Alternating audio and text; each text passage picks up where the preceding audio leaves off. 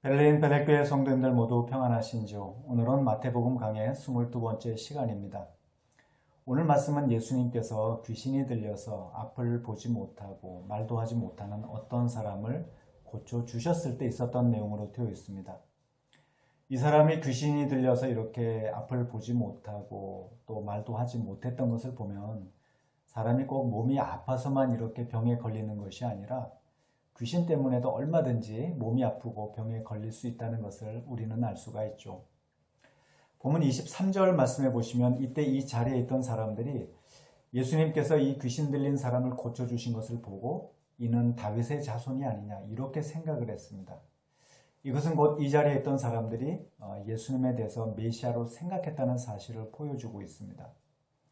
그러나 또 이와 반대로 바리새인들은 예수님께서 행하신 일을 듣고 예수님께서 귀신의 왕인 바알세부를 힘입고 귀신을 쫓아낸다 이렇게 이야기했습니다. 다시 얘기해서 바리새인들은 예수님의 메시아 되심을 인정하지 못했던 것이죠. 그래서 예수님께서 바리새인들의 생각을 아시고 오늘 본문의 말씀을 하신 것인데요.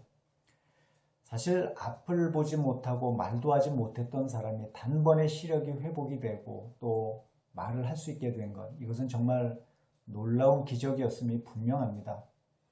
그런데 그럼에도 불구하고 바리새인들이 예수님께서 행하신 일들을 무시하고 메시아로 인정하지 않았던 이유는 이 바리새인들이 예수님에 대해서 잘못된 고정관념을 가지고 있었기 때문이었죠.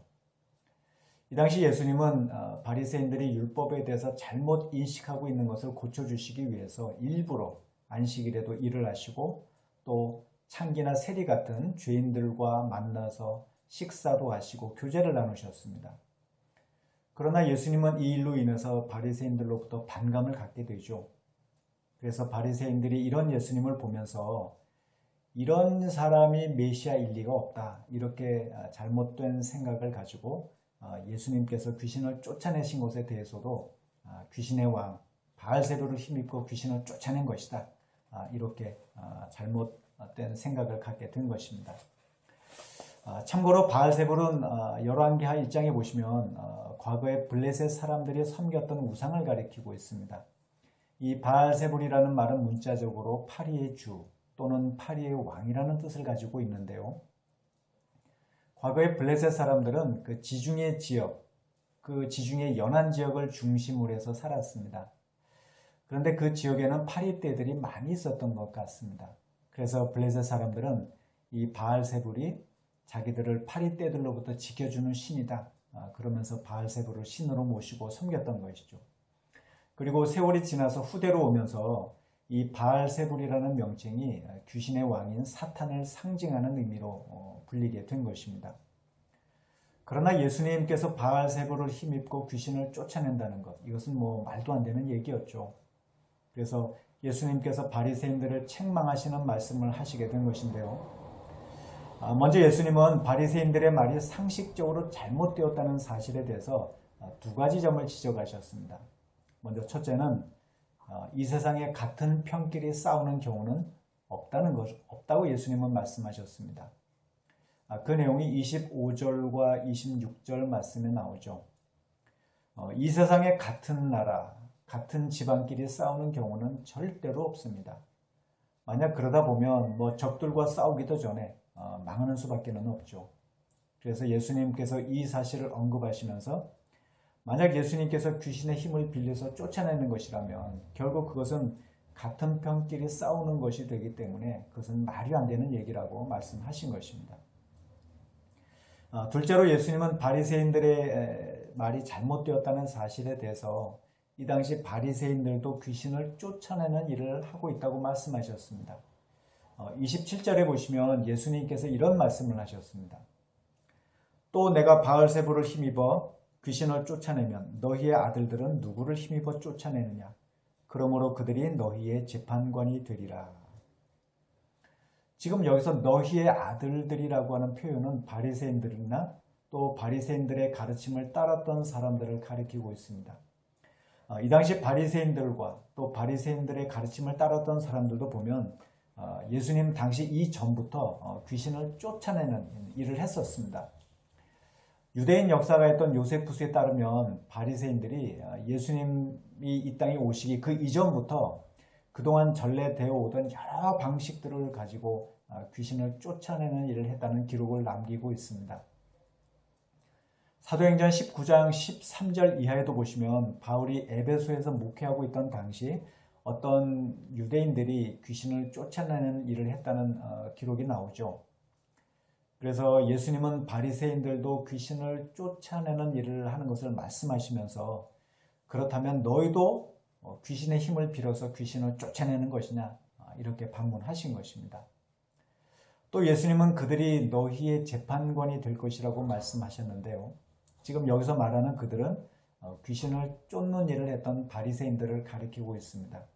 다시 얘기해서 귀신을 쫓는 일을 하는 사람들이 예수님께서 바알세불을 힘입고 귀신을 쫓아낸다는 말을 듣는다고 한다면 과연 그 사람들이 그 말을 인정하겠느냐? 인정하지 않을 것이다.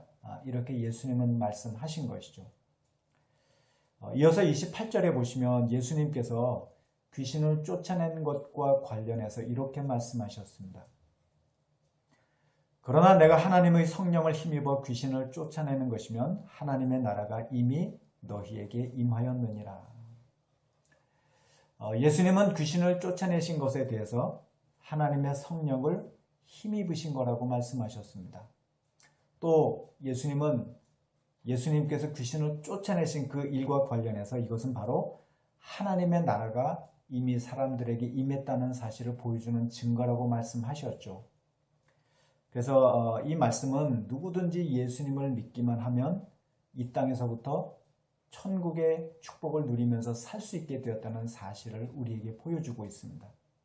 그래서 그리스도인들은 이 땅에서부터 천국의 축복을 누리면서 살다가 이 땅에서 시간들이 다 끝나고 나면 진정한 천국으로 들어가서 영원토록 행복하게 살게 되는 것이죠. 또 우리가 이 땅에서부터 천국의 축복을 누릴 수 있게 되었다는 사실과 관련해서 예수님께서 귀신을 쫓아내신 것은 곧 우리들도 성령의 능력을 힘입고 귀신을 쫓아낼 수 있게 되었다는 사실도 우리에게 보여주고 있습니다. 29절에 보시면 예수님께서 이렇게 말씀하셨습니다. 사람이 먼저 강한 자를 결박하지 않고서야 어떻게 그 강한 자의 집에 들어가 그 세간을 강탈하겠느냐. 결박한 후에야 그 집을 강탈하리라. 이 말씀은 예수님께서 귀신들보다 힘이 강하시기 때문에 귀신들을 쫓아내셨다는 사실을 보여주고 있습니다. 그리고 이것은 우리도 마찬가지로 우리가 하나님의 자녀들이기 때문에 우리는 얼마든지 귀신들과 싸워서 이길 수 있게 되었다는 사실을 보여주고 있는 것이죠. 사도행전에도 보면 바울이 가는 곳마다 귀신들을 대적할 때 귀신들이 꼼짝도 하지 못하고 도망갔던 사실을 볼 수가 있죠. 그래서 비록 우리가 이 땅에서 살면서 마귀의 유혹을 받을 때도 있지만 그러나 우리가 예수님의 이름으로 마귀를 대적할 때 마귀는 꼼짝도 하지 못하고 도망을 가버리고 마는 것입니다. 이어서 30절에 보시면 예수님께서 나와 함께 모으지 아니하는 자는 나를 반대하는 자요 나와 함께 모으지 아니하는 자는 해치는 자니라 라고 말씀하셨습니다. 이 말씀은 1차적으로 바리새인들이 예수님처럼 사람들을 하나님께로 모으는 일을 해야 되는데 그러지 않고 오히려 예수님을 대적하고 사람들을 흩으려고 했던 사실을 예수님께서 지적하신 것이죠. 그러나 또한 이 말씀은 영적인 세계에는 중립지대가 존재하지 않고 오직 하나님의 백성이냐 아니면 마귀의 종이냐 둘 중에 하나라는 의미도 담겨져 있습니다. 그래서 우리는 언제든지 마귀의 종이 되지 않도록 힘써야 되고 그래서 우리는 마귀가 우리를 미혹할 때마다 예수님의 이름으로 마귀를 대적하고 우리는 하나님의 말씀을 따르도록 힘써야 됩니다. 그럴 때 우리는 이 땅에서부터 천국의 축복을 누리면서 살게 되는 것이죠. 오늘 말씀해 보시면 예수님께서 이 바리새인들이 죄를 회개하지 않는 것에 대해서 책망하셨던 사실을 우리가 볼 수가 있는데요. 31절과 32절에 보시면 예수님께서 이런 말씀을 하셨습니다. 그러므로 내가 너희에게 이르노니 사람에 대한 모든 죄와 모독은 사하심을 얻되 성령을 모독하는 것은 사하심을 얻지 못하겠고 또 누구든지 인자를 말로 거역하면 사하심을 얻되 누구든지 말로 성령을 거역하면 이 세상과 오는 세상에서도 사하심을 얻지 못하리라. 우리는 살면서 늘 죄를 지을 때가 많이 있습니다. 그러나 우리가 지은 죄를 하나님 앞에 자백하고 회개할 때 하나님은 우리가 지은 모든 죄를 다 깨끗하게 용서해 주십니다. 그런데 예수님은 사람이 성령을 모독하거나 말로써 성령을 거역할 때 그 사람은 이 세상과 오는 세상에서도 죄를 사함받지 못한다고 말씀하셨습니다. 이 죄를 가리켜서 사람들이 보통 성령 회방죄 또는 성령 모독죄라고 이야기하기도 하는데요. 제가 전에 어느 목사님이 오늘 본문의 말씀과 관련해서 자기 교회 다니는 청년들 몇 사람이 오늘 본문의 말씀을 읽고 상담을 요청했던 그 사실을 설교 중에 언급한 것을 제가 들었던 적이 있습니다. 이 교회 다니던 어떤 청년들 가운데 몇 사람이 아마 이전에 성령을 모독하는 말을 했던 적이 있었던 것 같습니다.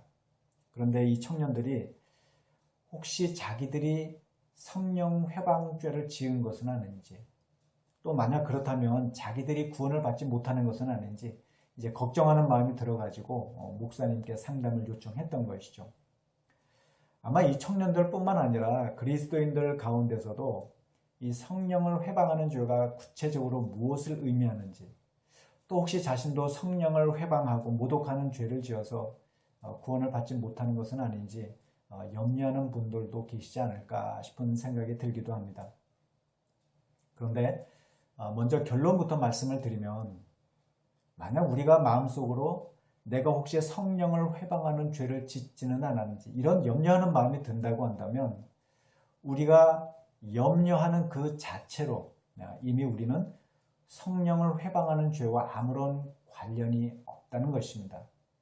왜냐하면 성령을 회방하는 사람은 성령을 회방하고 모독하는 것에 대해서 전혀 죄책감도 느끼지 않고 또 자신의 죄를 회개하지도 않기 때문에 그렇습니다. 그래서 우리가 비록 죄를 지을 때가 있지만 그러나 우리가 지은 죄에 대해서 마음의 불편함을 느끼고 하나님께 우리의 죄를 자백하고 회개할 때 우리는 이미 성령의 인도하심을 받는 사람들이 되고 우리는 성령을 회방한 죄와는 아무런 상관이 없는 사람들이 되는 것이죠. 이 성령 회방죄라고 할 때 이 회방이라는 단어를 헬라어로 보면 블라스페미아라는 단어로 되어 있는데요. 이 영어로 신성모독이라는 말을 블라스페미라고 이야기하죠. 이 블라스페미라는 영어 단어가 바로 이 헬라어 블라스페미아에서 나왔습니다. 블라스페미아는 성경에서 주로 참남이라는 단어로 번역이 되고 있습니다. 그래서 이 블라스페미아는 하나님을 대항하고 하나님의 신적 위엄을 모독하고 훼손시키는 행위를 가리키고 있죠. 그런데 디모데전서 1장 13절에 보시면 바울이 이런 말을 하고 있습니다. 내가 전에는 비방자요, 박해자요, 폭행자였으나 도리어 긍휼을 입은 것은 내가 믿지 아니할 때 알지 못하고 행하였습니다. 바울은 과거에 자신이 예수를 믿기 전에 비방자요, 박해자요, 폭행자였다라고 고백을 하고 있습니다. 그런데 지금 여기서 비방자라는 말을 헬라어 원문으로 보면 블라스페모스라고 해서 이 단어는 블라스페미아의 형용사입니다. 그래서 블라스페모스는 우리말로 비방하는, 중상하는 이런 뜻을 가지고 있죠. 이 바울의 고백처럼 바울은 과거에 성령을 회방했던 사람이었고 바울은 예수 믿는 사람들을 박해하고 감옥에 집어넣는 일에 누구보다 앞장섰던 사람이었습니다. 그런데 그랬던 바울이 다메섹으로 가는 길에 예수님을 만나고 예수님을 믿게 되고 바울은 그 후로 자신의 남은 평생을 독신으로 살면서 가는 곳마다 교회를 세우고 복음을 전하는 일에 힘쓰면서 살았죠. 전승에 의하면 바울은 네로 황제 때 원형 경기장에서 칼에 목이 베이면서 순교를 당한 것으로 전해지고 있습니다.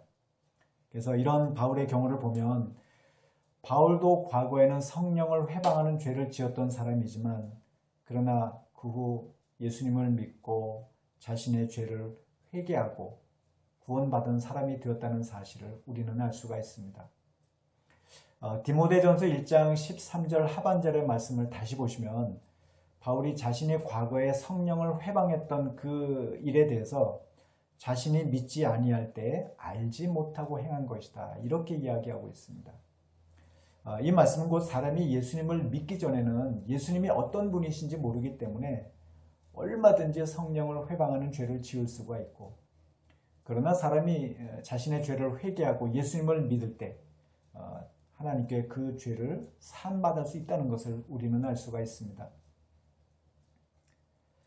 그러면 사람이 예수님을 믿기 전에는 예수님을 모르기 때문에 얼마든지 성령을 회방하는 죄를 지을 수가 있고, 또 그 죄를 회개하면 하나님께 죄를 사함받고 구원을 받는다는 것은 우리가 알 수가 있겠는데, 만약 예수님을 믿고 있는 사람이 성령을 회방하는 죄를 짓는다면 그 사람은 어떻게 되는 것일까요? 우리는 이 사실과 관련해서 두 군데의 성경 말씀을 잠깐 살펴볼 필요가 있습니다. 먼저 히브리서 6장 4절부터 6절까지 보시면 이런 말씀이 있습니다. 한번 빛을 받고 하늘의 은사를 맛보고 성령에 참여한 바 되고 하나님의 선한 말씀과 내세의 능력을 맛보고도 타락한 자들은 다시 새롭게 하여 회개하게 할 수 없나니, 이는 그들이 하나님의 아들을 다시 십자가에 못 박아 드러내놓고 욕되게 함이라.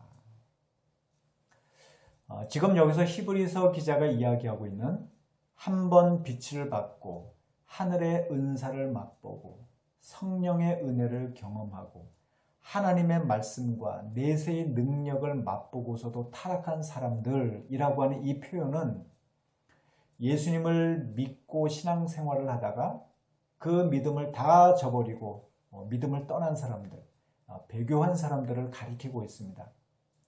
이 히브리서는 이 당시 고난과 핍박 속에 있던 성도들을 격려하기 위해서 쓰여진 편지입니다.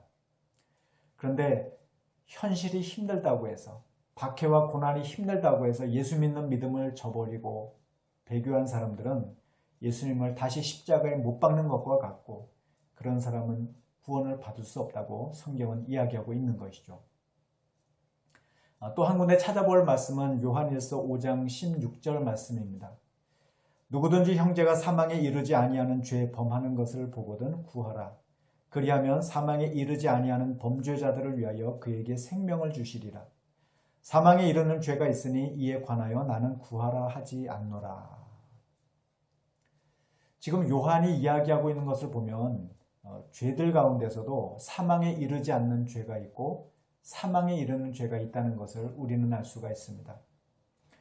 사실 죄라고 하는 것은 뭐 큰 죄나 작은 죄나 하나님께서 보실 때 그 모든 죄들은 다 똑같이 죄에 해당된다고 할 수가 있죠. 그런데 요한이 사망에 이르지 않는 죄가 있다라고 이야기하고 있는 것은 사람이 자신이 지은 죄를 하나님께 회개할 때 하나님께서 그 사람의 죄를 용서해 주시고 구원해 주신다는 그런 의미의 말씀으로 우리는 볼 수가 있습니다. 그러나 또 이와 반대로 사망에 이르는 죄가 있습니다. 이것은 곧 하나님께서 어떤 죄에 대해서는 절대로 용서하지 않으신다는 사실을 의미하고 있는데요. 요한일서는 이 당시 사도 요한이 영지주의 이단을 경계하기 위해서 쓴 편지입니다. 그래서 여기서 사망에 이르는 죄라고 하는 이 말씀도 보면 영지주의 이단에 빠져서 믿음을 저버리고 배교한 사람들을 가리키고 있죠.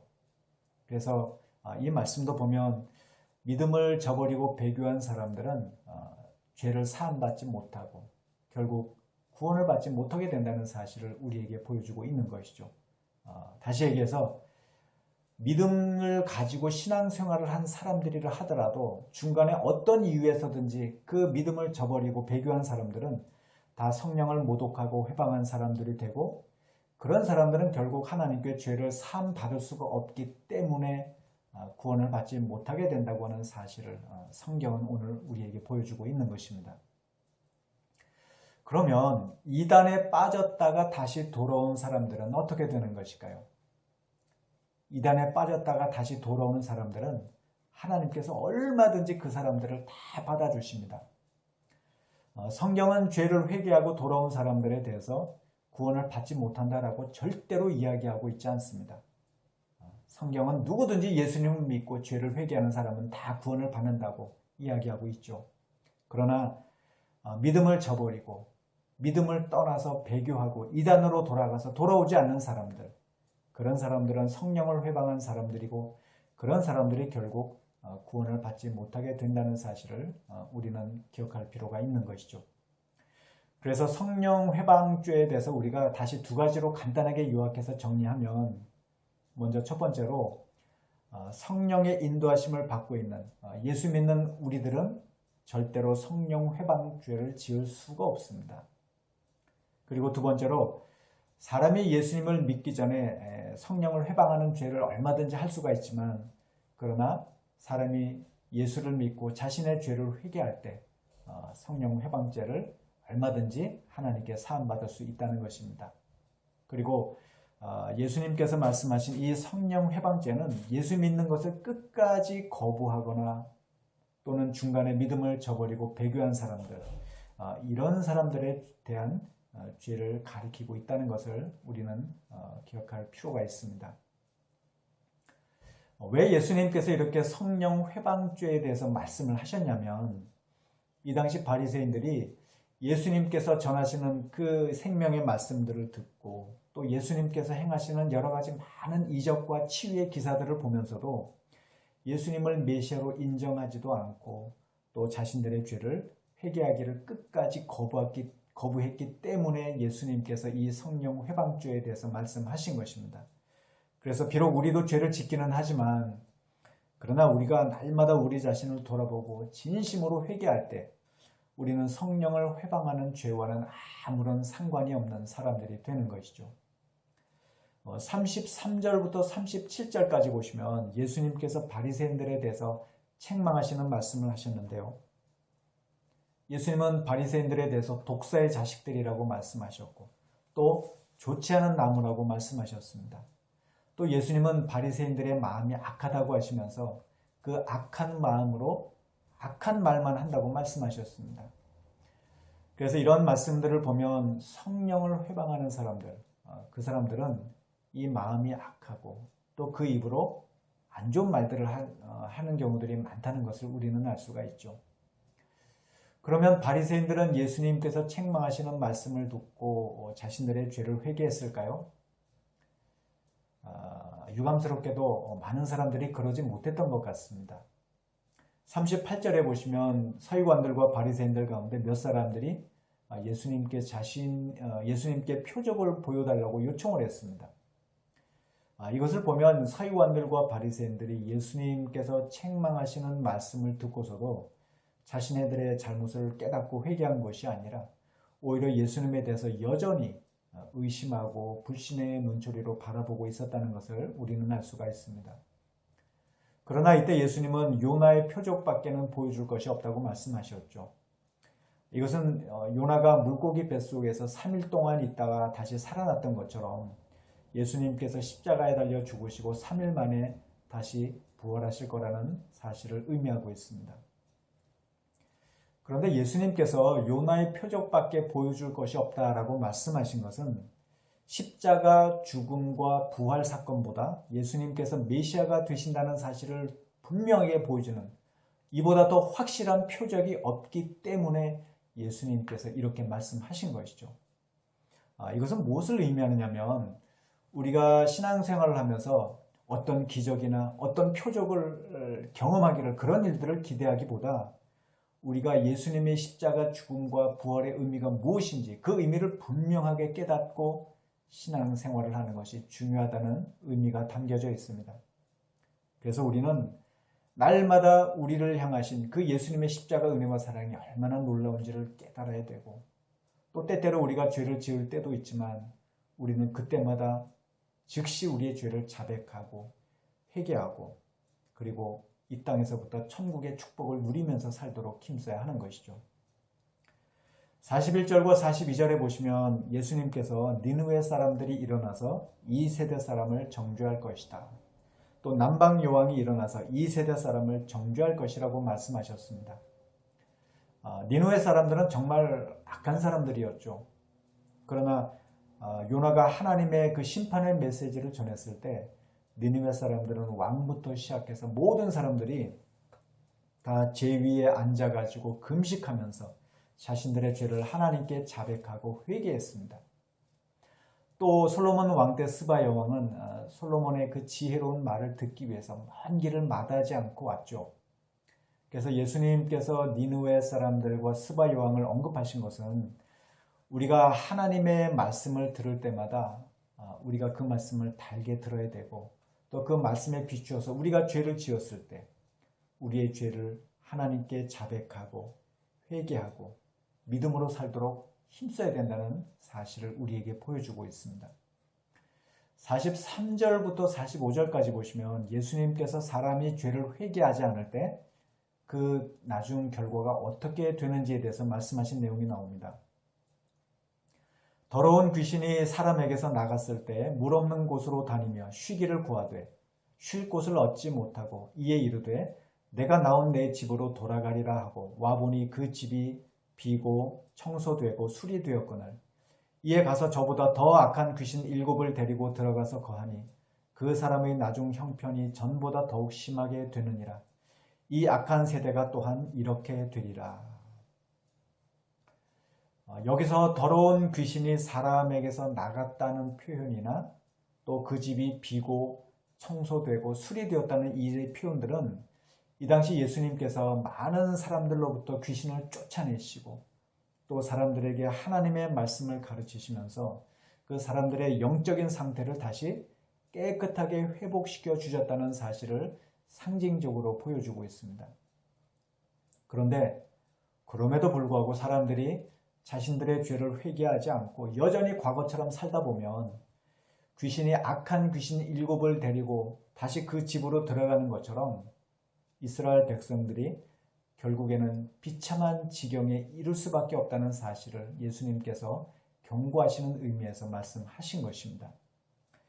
예수님께서 이 말씀을 하신 이유는 무엇보다 서기관들과 바리새인들이 예수님의 가르침과 또 예수님께서 행하시는 많은 기적을 보면서도 자신들의 죄를 회개하지 않고 있었기 때문에 이 사람들이 만약 이런 식으로 죄를 회개하지 않다 보면 결국 이렇게 마귀의 지배를 받는 비참한 인생이 될 수밖에 없다는 사실을 경고하는 의미에서 이렇게 말씀하신 것입니다.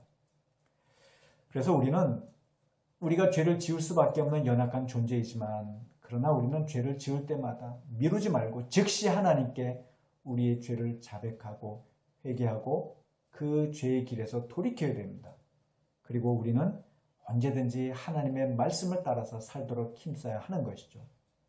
그래야 우리가 마귀의 종이 아닌 하나님의 자녀로서 살게 되고 또 우리는 이 땅에서 천국의 축복을 누리면서 살 수 있게 되는 것입니다. 46절부터 50절까지 보시면 작은 에피소드가 하나 등장하고 있는데요. 예수님께서 어느 집안에 들어가셔가지고 사람들에게 말씀을 가르치시고 계실 때 예수님의 어머니 마리아와 또 예수님의 동생들이 예수님께 뭔가 말을 하기 위해서 밖에 서 있었습니다. 그러자 사람들이 그 사실을 알고 예수님께 가족들이 밖에 와 있다는 사실을 전했는데요. 그런데 49절과 50절에 보시면 이때 예수님께서 이렇게 말씀하셨습니다. 손을 내밀어 제자들을 가리켜 이르시되 나의 어머니와 나의 동생들을 보라. 누구든지 하늘에 계신 내 아버지의 뜻대로 하는 자가 내 형제요 자매요 어머니이니라 하시더라. 예수님은 밖에 어머니와 동생들이 와 있다는 말을 들으시고 오히려 제자들을 가리키시면서 누구든지 하나님의 뜻대로 행하는 사람이 바로 예수님의 형제요, 자매요, 어머니라고 말씀하셨습니다. 이 말씀도 보면 우리가 때때로 죄를 지을 때도 있지만 그러나 우리가 지은 죄를 회개하고 하나님의 말씀을 따라서 살도록 힘쓸 때 그럴 때 하나님께서 우리의 죄를 용서해 주시고 우리를 하나님의 자녀로 인정해 주신다는 의미가 담겨져 있습니다.